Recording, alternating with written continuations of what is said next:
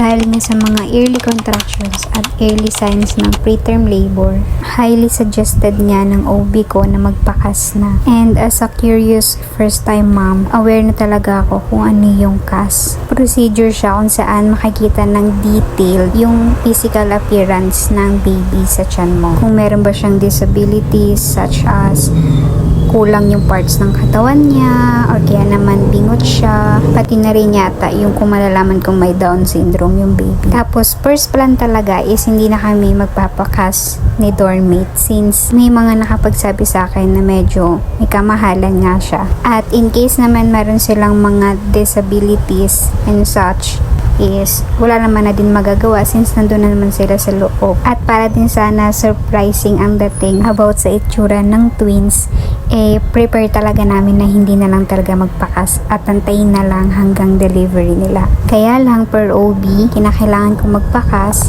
para malaman kung okay daw yung twins sa tiyan ko. Just to share with you, since twins yung dinadala ko, kaya every time na may procedure na gagawin sa kanila is times 2 talaga yung bill or yung charge doon. And super generous nga ng OP ko kasi instead na i-rate niya ako ng times 2, sabi niya is i-rate niya lang ako ng isa na lang pero dalawa yung ikakas, which yung twins. Magpakas lang daw ako. Agad ko din naman tinanong kung ano yung kahalagahan ng CAS sa kalagayan ko. And per OP, baka daw kasi may problem ang twins sa loob. Kaya yun yung nagiging reason bakit parang madami ng signs ng contractions and preterm labor. Pagkarinig ko nun, agad na din ako nag-yes na magpakas para di mapanatag yung loob namin ni dormmate. Since makikita ng mas detailed yung about sa twins, ito, inalaw na papasukin si dormmate para ma-witness niya all throughout the process.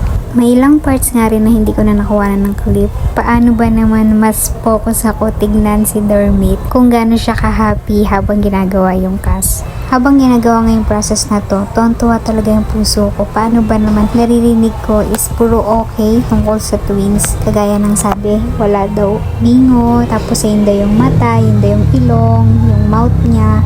Tapos bukod dun sa may physical niya, pati din pala yung internal kasama yung heart, yung lungs, and then yung pantog. Ayun yung mga narinig ko na sinasabi. Kasama na din dun yung kamay at paan nila. Tapos dun nga sa may gender, inulit-ulit. Diyos ko, parang umaasa pa rin kami ni dormmate na kahit yung isa is maging girl. Kaya lang kita sa may ultrasound or sa CAS, talagang boy sila.